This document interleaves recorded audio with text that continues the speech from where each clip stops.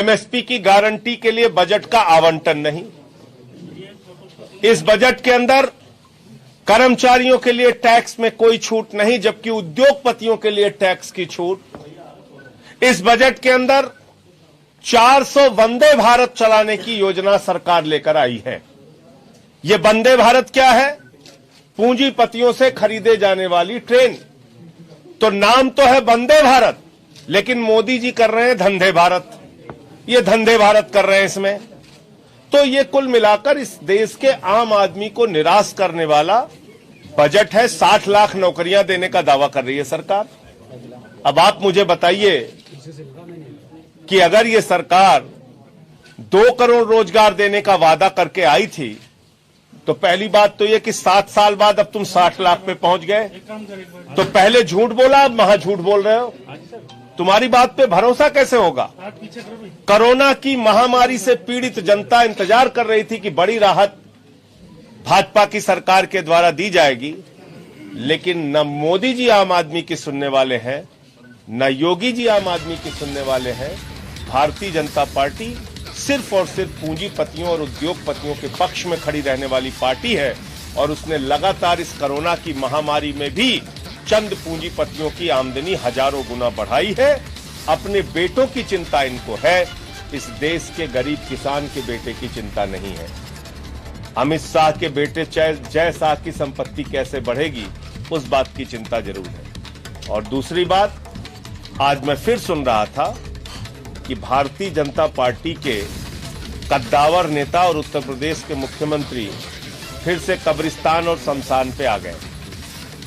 और मैं इसीलिए भारतीय जनता पार्टी को मनहूस पार्टी कहता हूं। बीजेपी एक मनहूस पार्टी है। उत्तर प्रदेश की जनता को सावधान हो जाना चाहिए। इन मनहूसों ने पिछली बार कहा था हमें गांव-गांव में शमशान बनाना है, गांव-गांव में शमशान बनाना है, और कोरोना की महामारी में गांव-गांव में शमशान बन गया। फिर से शमशान और कब्रिस्तान की बात इन्होंने शुरू कर दी है।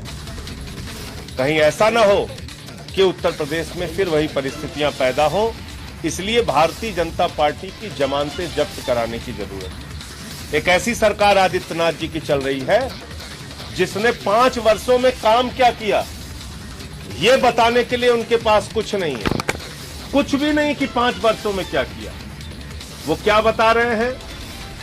जिन्ना, पाकिस्तान, गर्मी ठीक कर देंगे। ये कोई चौराहे के गुंडे का चुनाव हो रहा है या उत्तर प्रदेश के विधानसभा का चुनाव हो रहा है? कैसी भाषा बोल रहे हैं बीजेपी के नेता? गर्मी ठीक कर देंगे। उत्तर प्रदेश की जनता जमानतें जब्त करा के इनके दिमाग ठीक कर देगी। जो इनके दिमाग पर सत्ता का अहंकार और भूत सवार है, झाड़ू से इनका भूत उतारेगी जनता। आम आदमी पार्टी के पक्ष में लोग वोट करेंगे। पाकिस्तान हमारा दुश्मन देश है, ये आज से नहीं 75 साल से हमको पता है। लेकिन उस दुश्मन देश के प्रधानमंत्री नवाज शरीफ के बर्थडे का केक काटने बगैर बुलाए मोदी जी क्यों गए थे? भाजपा को इसका जवाब देना चाहिए और पूरे देश से इसके लिए माफी मांगनी चाहिए। उस दुश्मन देश के प्रधानमंत्री नवाज शरीफ को बुलाकर अपने शपथ ग्रहण समारोह में सम्मानित क्यों किया था? भारत के पहले प्रधानमंत्री है मोदी जी, जिन्होंने पाकिस्तान के प्रधानमंत्री को अपने शपथ ग्रहण समारोह में बुलाया। माफी मांगे बीजेपी। और तो और पठानकोट में मैं गया था, हमारे जवानों की शहादत हुई थी। लेकिन जो पाकिस्तान की खुफिया एजेंसी आईएसआई हिंदुस्तान में आतंकवाद को बढ़ावा देती है, उस आईएसआई को बुला के हमारे शहीदों की जांच कराई मोदी जी ने। देश से माफी मांगनी चाहिए भारतीय जनता पार्टी को। जिन्ना जिन्ना कर रहे हो। किसान गन्ना गन्ना कर रहा है, तुम जिन्ना जिन्ना कर रहे हो। गन्ने की बात करो ना। वही किसान आपका हाथ पकड़ के उन खेतों में लेके जाएगा जहां उसने अपने गन्ने जलाए हैं। जिन्ना और जिन्ना की समर्थक और जिन्नावादी पार्टी हिंदुस्तान में कोई है तो भारतीय जनता पार्टी है। आजादी के पहले 3 राज्यों में सरकार मुस्लिम लीग और हिंदू महासभा ने सावरकर और श्यामा प्रसाद मुखर्जी ने मिलकर बनाई थी। यह रिकॉर्ड आप सब पत्रकार बंधुओं को जानना चाहिए कि जिन्ना और श्यामा प्रसाद मुखर्जी और वीर सावरकर एक साथ मिलकर 3 राज्यों में इन्होंने सरकार बनाई थी। वेस्ट बंगाल, नॉर्थ वेस्ट फ्रंटियर और सिंध प्रांत। नंबर 1। दूसरी बात, आजादी के बाद जिन्ना को सबसे ज्यादा मान्यता किसने दी? आडवाणी जी गए थे उनके कब्र पे मत्था टेकने। सेकुलर किसने कहा जिन्ना को? विदेश मंत्री जसवंत सिंह ने अपनी किताब में सुंदर शब्दों में लिखा है, मोहम्मद अली जिन्ना धर्मनिरपेक्षता। तो जिन्ना को मान्यता देते हो तुम लोग, और चुनाव में जिन्ना जिन्ना कर रहे हो। यहां किसान गन्ना गन्ना कर रहा है, उसके गन्ने का दाम उसको कैसे मिलेगा? उसके फसल का दाम उसको कैसे मिलेगा? अभी टीवी चैनल ने, तमाम लोगों ने इंटरव्यू किया है किस तरीके से गन्ना किसानों का भुगतान आज तक नहीं हुआ। आज मैं मेरठ में हूं, व्यापारियों का गढ़ है मेरठ। मनीष गुप्ता की जिस तरह से निर्मम हत्या की गई, क्या मेरठ का व्यापारी भूल सकता है?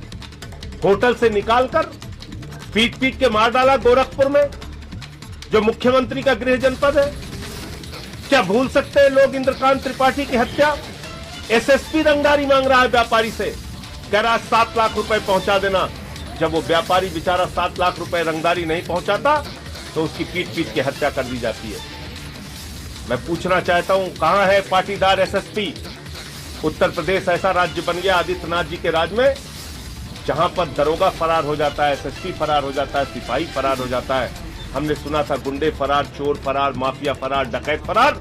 उत्तर प्रदेश में एसएसपी फरार, दरोगा फरार, सिपाही फरार, हत्याएं कर रहे हैं लोग। तो इसलिए चुनाव के वक्त में 4-5 मुद्दे हैं जिस पे हम चुनाव लड़ रहे हैं। नंबर 1, सरकार बनने पर आम आदमी पार्टी 300 यूनिट बिजली फ्री उत्तर प्रदेश की जनता को देगी। नंबर 2, पुराने बिजली के बिल जितने हैं वो बकाया माफ किए जाएंगे, किसानों का बिजली का बिल माफ किया जाएगा और 24 घंटे बिजली सुनिश्चित करेंगे।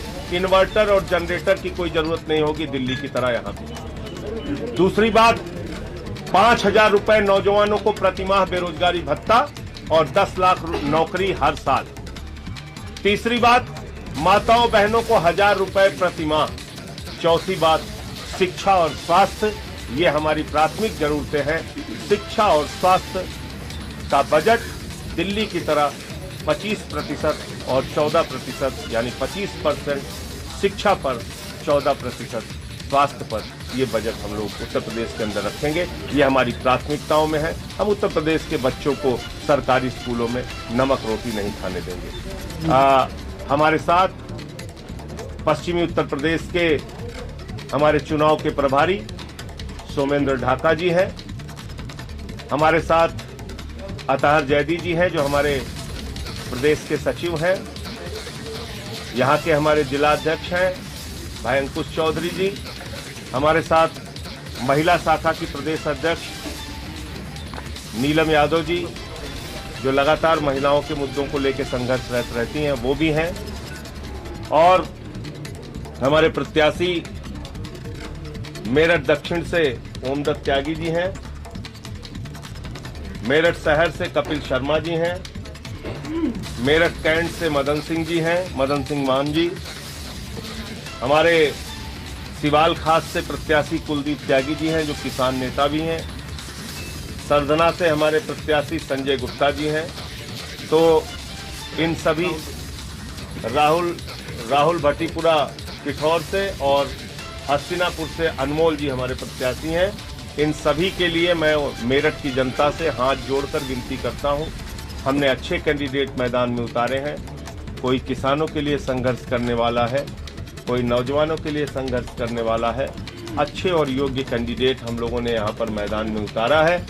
आज उत्तर प्रदेश में जब दूसरे पार्टियों के प्रत्याशियों की सूची निकलती है तो चर्चा होती है कितने अपराधी हैं, कितने गुंडे हैं, कितने माफिया हैं, कितने चोर हैं, कितने जेब कतरे हैं, कितने डकैत हैं।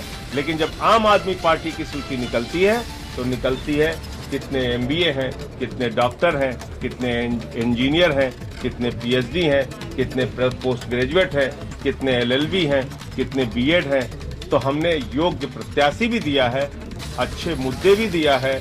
अब जिम्मेदारी जनता की है कि वो हमारा साथ दे। मैं मेरठ की जनता से अपील करता हूं कि हमारे इन प्रत्याशियों को जिताइए और भ्रष्टाचार की राजनीति पर झाड़ू चलाने का काम कीजिए। जिस प्रकार से भारतीय जनता पार्टी सत्ता में है और गठबंधन भी पुरजोर से चुनाव लड़ रहा है, ऐसे में आम आदमी पार्टी अपने आप को कहां देखती है?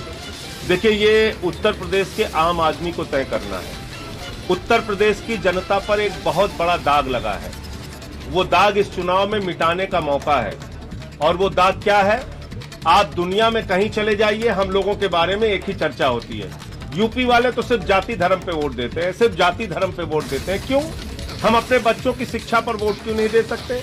हम अस्पताल पर वोट क्यों नहीं दे सकते? सड़कों पर वोट क्यों नहीं दे सकते? नौकरी पर वोट क्यों नहीं दे सकते? महिलाओं की सुरक्षा के मुद्दे पर वोट क्यों नहीं दे सकते? किसानों के मुद्दे पर वोट क्यों नहीं दे सकते? तो मेरा कोई दावा नहीं है। उत्तर प्रदेश की जनता की अब आगे की लड़ाई है, उनको तय करना है कितना हमें समर्थन देंगे, नहीं देंगे।